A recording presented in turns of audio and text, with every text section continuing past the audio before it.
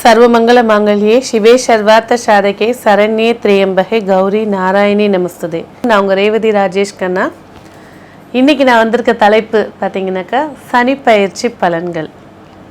முதல்ல ஒரு விஷயம் நம்ம கிளியர் பண்ணிக்கலாம். பார்த்திங்கன்னா திருக்கணித பஞ்சாங்கம் படி தை மாதம் 10ஆம் தேதி, அதாவது ஆங்கிலப்படி 24ஆம் தேதி 1ஆம் மாதம் 2020 அன்று காலை 9:52 சனி பகவான் மகர ராசியில் பயிற்சி அடைஞ்சிட்டார்.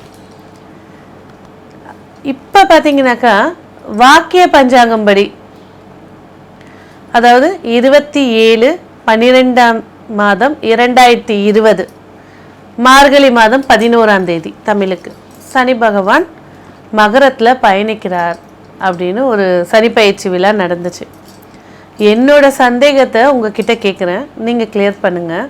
அதாவது ஜனவரி மாதமே அதாவது வாய்மொழியால் வரப்பட்டது வாக்கிய பஞ்சாங்கம். அந்த வாக்கிய பஞ்சாங்கத்தில் திருத்தி கணிக்கப்பட்டது தான் திருக்கணித பஞ்சாங்கம். அப்போ இப்போ தான் சனி பகவான் மகரத்துக்கு வராரு அப்படின்னா ஒரு ஒரு 15 நாட்களுக்கு முன்னாடியிலேருந்தே, ஸோ இதுக்கு முன்னாடி குரு பகவான் மகரத்துக்கு வந்துட்டார். ஒரு 15 நாட்கள் முன்னாடியே வானத்தில் விண்வெளியில் குருவும் சனியும் நெருக்க பாகையில் காட்சி அளிக்கிறாங்க. அப்படின்னா திருக்கணிதப்படி உங்களுக்கு ஜனவரி மாதம் சனி பகவான் மகரத்தில் போனார், குரு போகும்போது 2 பேர் நெருக்கத்தில் காட்சி அளித்தாங்க. ஓகே, அப்போ வாக்கிய பஞ்சாங்கம் படி இப்போ தான் சனி பகவான் மகரத்தில் போகிறாருன்னா எப்படி இவங்க 2 பேர் காட்சி தந்திருப்பாங்க? ஸோ கொஞ்சம் யோசித்து எனக்கு நீங்களே ரிப்ளை பண்ணுங்கள் இந்த கொஷனுக்கு. ஸோ இந்த சனி பயிற்சிக்கு நம்ம ஒரு பொது பலன் பார்த்துக்கலாம். ஒரு ஜாதகத்துலேயும் சரி, ஒரு நவகிரகத்தில் ஜோதிடத்தில் பார்த்தீங்கன்னா சனி பகவான்றவர் ஜீவகாரகன், ஆயுள்காரகன், தொழில்காரகன். இதுதான் சனி பகவானுடைய காரகத்துவங்கள் லட்சக்கணக்கில் இருக்குது. மெயினான இவரோட வேலைனா இதுதான் அப்படின்னு சொல்லக்கூடிய காரகத்துவங்கள். அப்போ இந்த சனி பகவான் மகரத்தில் பயணிக்க ஆரம்பிக்கிறார். தனது சொந்த ஆட்சி வீட்டில் அவர் பயணிக்கிறார், ஆட்சி பலத்தோடு பயணிக்கிறார். அப்போ இந்த ஜோதிட சாஸ்திரத்தில் காலபுருஷ லக்னம் சொல்லக்கூடிய மேஷ ராசிக்கு, மேஷ லக்னத்துக்கு தசம கேந்திரமான 10 சனி பகவான் பயணிக்கிறார் ஆட்சி பெற்று. ஸோ 10 தொழில் ஸ்தானம், தொழில்காரகன் தொழில் ஸ்தானத்தில் ஆட்சி பெற்று பயணிக்கிறார். ஸோ இந்த ஆண்டு தொழில் ஸ்தானங்களில் ஏற்பட்ட பாதிப்புகளை நீக்கி நன்மையை தரத்துக்கான இந்த சனி பகவானோட பயணமாக இருக்க போதுங்க. கேட்கலாம், அப்போ ஜனவரி மாதமே சனி பயிற்சி ஆச்சு, இந்த ஏன் தொழில் ஸ்தானம் எப்படின்னா, ஜனவரி மாதம் நிகழப்பட்ட சனி பயிற்சி பலன் பார்த்திங்கன்னா சனி பகவான் தனது சொந்த வீட்டில் சூரியனுடைய நட்சத்திரத்தில் பயணித்தார். சில கிரக சேர்க்கைகளும் இருந்ததுனால தொழில் முடக்கங்கள், இந்த லாக்டவுன் இதெல்லாம் நடைபெற்றது. அதாவது சனி நோய்க்கும் காரகன்றனால நோயோட இது அதிகமாக இருந்துச்சு. இப்போ இந்த பயணம் பார்த்திங்கன்னா சூரியன் நட்சத்திரத்தை கடந்து சந்திரன் நட்சத்திரத்தில் பயணிக்க போகிறார். அப்போது இந்த சனி பகவான் தொழில் ஸ்தானங்களில் ஏற்பட்ட முடக்கங்களை நீக்கி வெற்றிகரமான பயிற்சியாக ஆரம்பிக்க போகிறாருங்க. அதே போல் சில பேருடைய கருத்து, சனி பயிற்சியா அவ்வளோதான், 7.5 வந்துருச்சு, உனக்கு கண்டம் வந்துருச்சு, கண்டக சனி வந்துருச்சு, இதெல்லாம் சொல்லி பயமுறுத்துறாங்க. ஃபஸ்ட்டு ஒரு விஷயம் என்னென்னா, நம்ம இப்போ பார்க்குறது பொது பலன். நீங்கள் எவ்வளோ புக்ஸ் படிங்க, இந்த சனி பயிற்சி பலனில் அது எல்லாமே உங்களுடைய ராசிக்கான பலன். உங்கள் ஜாதகத்தில் சனி பகவான் எப்படி இருக்காரு, கேந்திரத்தில் இருக்காரா, திரிகோணத்தில் இருக்காரா, பலமாக இருக்காரா, அப்போ இந்த சனி பகவான் நல்லதை செய்வார். இப்போ மேஷ லக்னம்னு எடுத்துக்கோங்க உதாரணத்துக்கு, 10 தசமம் 10க்கு உண்டான அதிபதி, 11க்கு உண்டான அதிபதி. அப்போ மேஷ லக்னத்துக்கு சனி பகவான் நன்மையும் செய்வார், கொஞ்சம் அசுபத்தையும் செய்வார். ஏன்னா 11 பாதகம்.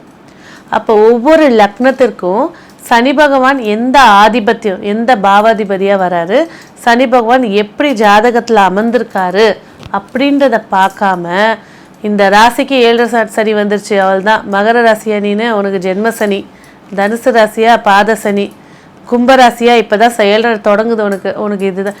இந்த மாதிரி வார்த்தைகளை உபயோகிக்காதீங்க. நவ கிரகங்களின் தர்மம், அதாவது உங்கள் ஜாதக ரீதியாக நீங்கள் என்ன அனுபவிக்கணும் அப்படிங்கிறத கொடுக்கக்கூடியவர் சனி பகவான்.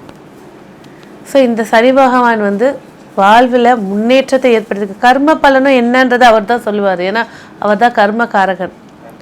அப்போ இந்த சனி பயிற்சி தொழிலாளர்களுக்கும் சரி, உழைப்பாளிகளுக்கும் சரி, தொழில் நிறுவனங்களுக்கும் சரி நல்ல ஒரு எதிர்காலத்தை சுட்டி காட்டக்கூடிய பயிற்சியாக இருக்க போகுது.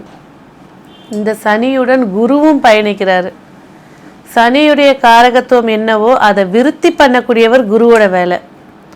அப்போ சனி தொழில்காரகன், ஜீவகாரகன், ஆயுள்காரகன், கர்மகாரகன். அப்போ இந்த குரு சேர்க்கும்போது இந்த வேலைகள் எல்லாம் சுபமாக மாற்றி தரப்போறாருன்னு அர்த்தம். ஸோ இந்த ராசியில சனியுடைய பயிற்சி மூலயமா தொழில் ஸ்தானங்கள் நல்ல அந்தஸ்து வரப்போகுது. அதே போல் சனியுடைய காரகத்துவங்கள் உழைப்பாளிகள், மண், ஜல்லி, சிமெண்ட் இதெல்லாம் நல்ல பொருளாதாரமாக தரக்கூடிய ஆண்டாக அது இருக்க போகுது. எந்த ஒரு விஷயத்திற்கும் எப்போவுமே நம்ம குலதெய்வத்தை கும்பிடுவோம். இந்த குலதெய்வத்துக்கு, எல்லை தெய்வத்துக்கு காரகனான சனி பகவான் குருவோடு சேர்ந்து இருக்கிறதுனால இந்த சனி பயிற்சி ஏற்பட்டான அவங்கவுங்க குலதெய்வத்தை போய் கண்டிப்பாக வணங்குங்க. பரிபூர்ண அருளை ஏற்படுத்தி கொடுப்பாங்க.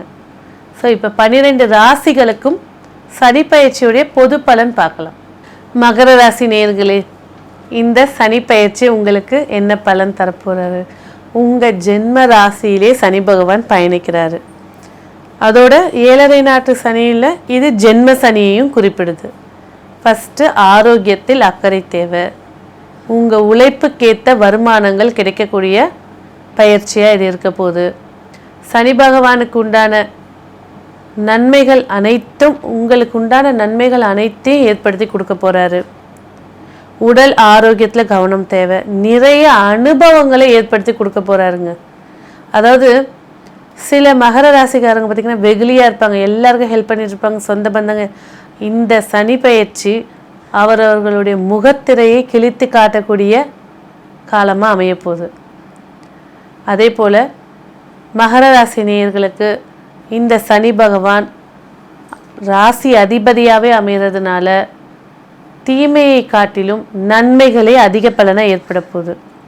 ஸோ சனி பகவான் உங்கள் ஜென்ம ராசியில் அமர்ந்து 3வது ஸ்தானமான முயற்சி ஸ்தானத்தையும் 7வது ஸ்தானமான கலத்திரத்தையும் கூட்டு வியாபார ஸ்தானத்தையும் 10ஆம் பார்வையாக 10ஆம் ராசியே பார்க்கறதுனால இந்த ஆண்டு சொந்த தொழிலுக்காக எடுக்கக்கூடிய முயற்சிகள் வெற்றியாகவும், திருமண தடை நீங்கக்கூடிய காலமாகவும், புத்திரர்களுடைய ஆரோக்கியத்தில் அக்கறை காட்ட வேண்டிய காலமாகவும் இது இருக்குங்க.